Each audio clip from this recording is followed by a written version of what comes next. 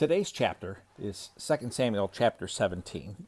This is a chapter I find fascinating and I enjoy, and it's probably the reason it has such an impression on me. Warren Wiersbe, a great pastor who passed away several years ago, wrote a book. I think the title was Preaching and Teaching with Imagination. And this was a key chapter that he used in the beginning of the book to talk about it as an illustration here. We're in the section, the last header in chapter 16 rolls into chapter 17, Absalom's advisors. And it's interesting, Absalom will get advice from two guys. One of them is more like me, the way I am. He just tells it straightforward, facts, and he gives an effective plan to Absalom that would have worked. And that's Ahithophel. But if you remember from previous chapters here, David sent Hushai over there to kind of thwart Absalom. And Hushai gives counsel also. I'm telling the story before we read the story, the narrative before we read the account. And Hushai just doesn't tell like a bunch of facts. And actually he gives them bad advice, but he paints a picture for Absalom. And everyone's just wowed by Hushai's advice, and they go with his advice. And so, well, let's just read it. I'm already giving away the story, like I said, without reading it. But so chapter 17, again, continuing the header, Absalom's advisors from chapter 16. Ahithophel said to Absalom, "Let me choose 12,000 men, and I will set out in pursuit of David tonight. I will attack him while he is weary and discouraged, throw him into a panic, and all the people with him will scatter. I will strike down only the king and bring all the people back to you.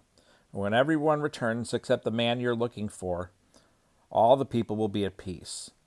This proposal seemed right to Absalom and all the elders of Israel.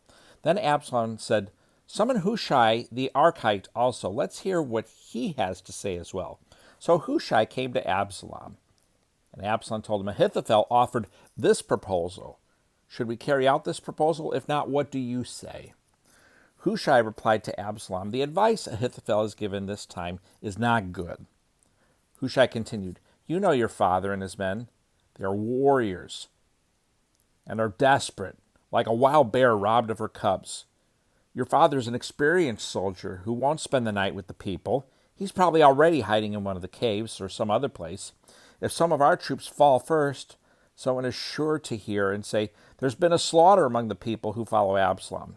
Then even a brave man with the heart of a lion will lose heart, because all Israel knows that your father and the valiant men with him are warriors. Instead, I advise that all Israel, from Dan to Beersheba, as numerous as the sand by the sea, be gathered to you, and that you personally go into battle.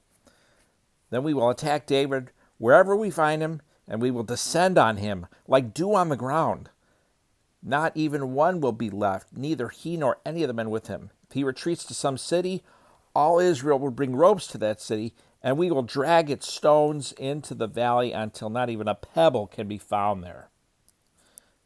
Since the Lord had decreed that Ahithophel's good advice be undermined in order to bring about Absalom's ruin, Absalom and all the men of Israel said, "The advice of Hushai the Archite is better than Ahithophel's advice." David informed of Absalom's plans. Hushai then told the priests Zadok and Abiathar, "This is what Ahithophel advised Absalom and the elders of Israel, and this is what I advised. Now send someone quickly and tell David, 'Don't spend the night at the wilderness ford. Be sure to cross over the Jordan, or the king and all the people with him will be devoured.'"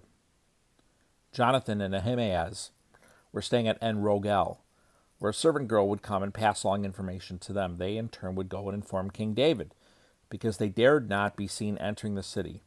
However, a young man did see them and informed Absalom. So the two left quickly and came to the house of a man in Bahurim. He had a well in his courtyard, and they climbed down into it. Then his wife took the cover and placed it over the mouth of the well and scattered grain on it so nobody would know anything. Absalom's servants came to the woman at the house and asked, "Where are Ahimaaz and Jonathan?" "They passed by toward the water," the woman replied to them. The men searched but did not find them, so they returned to Jerusalem.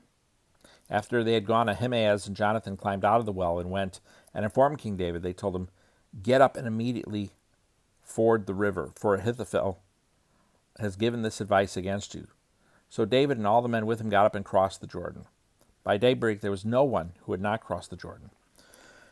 When Ahithophel realized that his advice had not been followed, he saddled his donkey and set out for his house in his hometown. He set his house in order and hanged himself. So he died and was buried in his father's tomb. David had arrived at Mahanaim by the time Absalom crossed the Jordan with all the men of Israel. Now Absalom had appointed Amasa over the army in Joab's place. Amasa was the son of a man named Ithra, the Israelite. Ithra had married Abigail, daughter of Nahash. Abigail was a sister to Zeruiah, Joab's mother. And Israel and Absalom camped in the land of Gilead.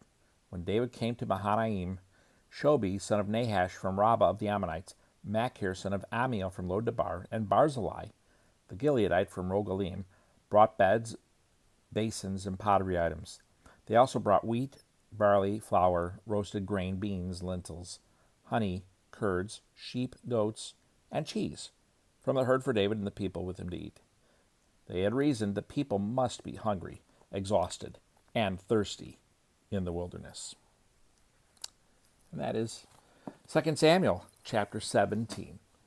Thanks for watching and listening. I hope you have a great day today, and I hope to see you back here tomorrow.